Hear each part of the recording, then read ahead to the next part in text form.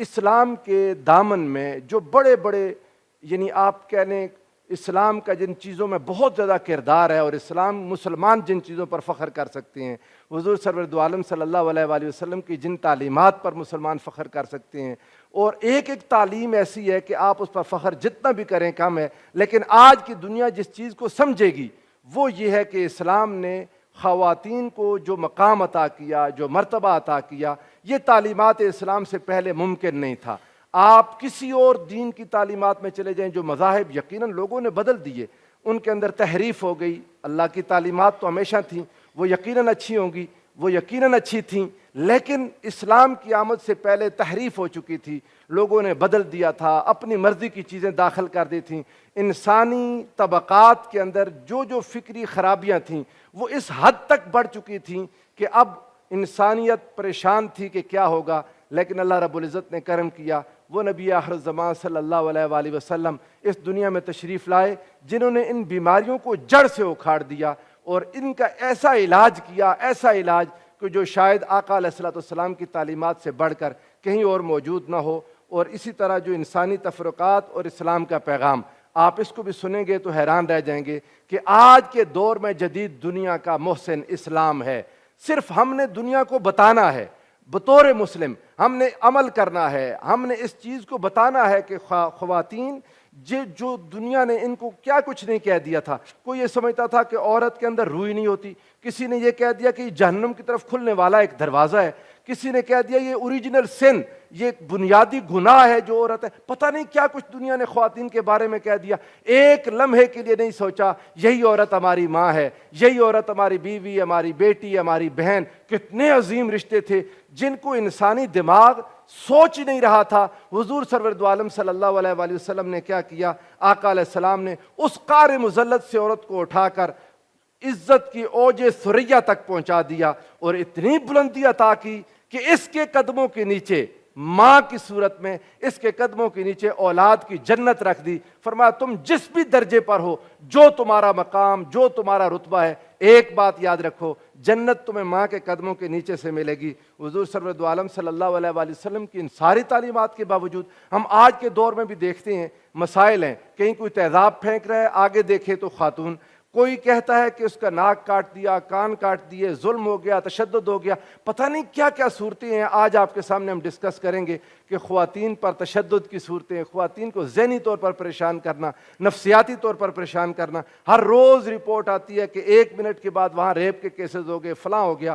یقیناً ان ساری چیزوں سے اگر آج ہم نے نمٹنا ہے، اگر ہم نے ان چیزوں کا خاتمہ کرنا ہے، تو ہمیں رسول رحمت صلی اللہ علیہ وآلہ وسلم کی تعلیمات کے سائے میں آنا ہوگا، ہمیں حضور سرور دو عالم صلی اللہ علیہ وآلہ وسلم کی غلامی میں آنا ہوگا، ہمیں حضور علیہ السلام کی وہ غیر مشروط محبت اور لامحدود وفاداری کو اپنانا ہوگا جو ہر بیماری کا حل ہے، جو ہر پریشانی کا حل ہے، اور یقیناً مسلمانوں کے سارے مسائل کا حل ہے۔ اگر ہم اس کے اندر نہ آ سکے تو یقین جانیں دنیا بھٹکتی رہے گی، دنیا بھولی رہے گی، اور آپ اس صورتوں کو ساروں کو دیکھتے رہیں گے۔ اسلام کی یہ جو تعلیمات ہیں ان کو اپنائے بغیر دنیا کبھی بھی، ظاہر ہے باطن کی صفائی کرنی ہے، ظاہر پر آپ قوانین جتنے مرضی بنا دیں، آپ لاز بنا لیں، ان کو انفورس کر لیں، اس کا وقتی اثر ہوگا، اس کا ظاہر میں اثر ہوگا، لیکن باطن کو بدلنے کے لیے رسول رحمت صلی اللہ علیہ وآلہ وسلم کی تعلیمات ہیں جو انسان کو اندر سے بدل دیتی ہیں۔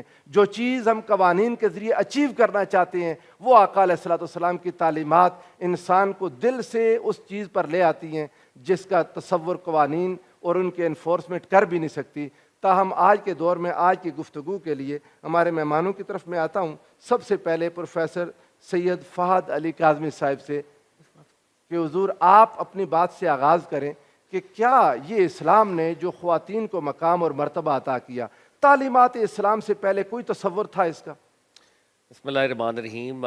تھینکس الاٹ پروفیسر ناصر صاحب، بہت ہی آپ نے جامع انٹرو ارشاد فرمائی، اور ویسے میرا دل کر رہا تھا کیونکہ آج انٹرنیشنل ویمن ڈے ہے تو میری بہنیں جو بیٹھی ہیں ان سے گفتگو کا آغاز ہوتا ہے۔ وہ کریں گی انشاءاللہ، جی وہ بالکل، انتہا نقطۂ کریں گی، کمال تک مجھے ہے گفتگو کو لے اندازہ۔ کے جائیں گی۔ جی جی، تو آپ آغاز کرتے ہیں، انتہا ہماری بہنیں کریں گی۔ جی بالکل، بے شک۔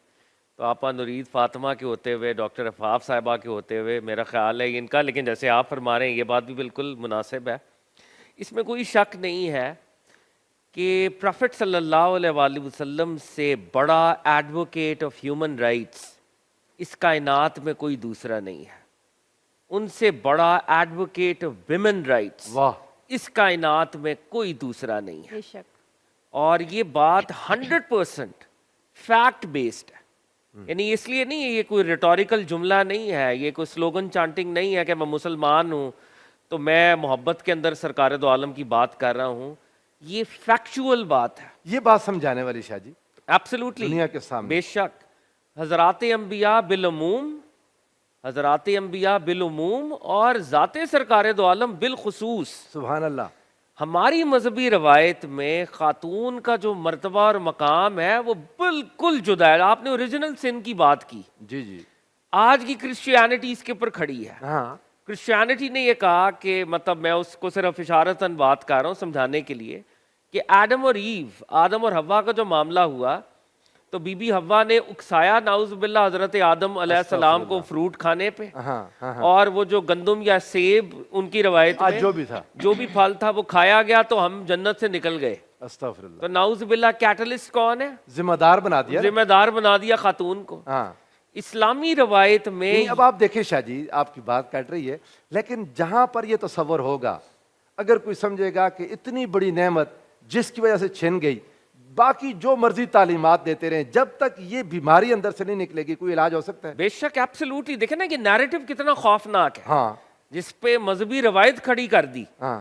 اور یہ نیریٹو اتنا خوفناک ہے کہ ان کو پھر آگے جا کے یہ کہنا پڑ گیا کہ جناب مسیح کو ان کے عقیدے کے تحت مصلوب ہونا پڑا اس اوریجنل سن کی پاداش اور کفارے میں.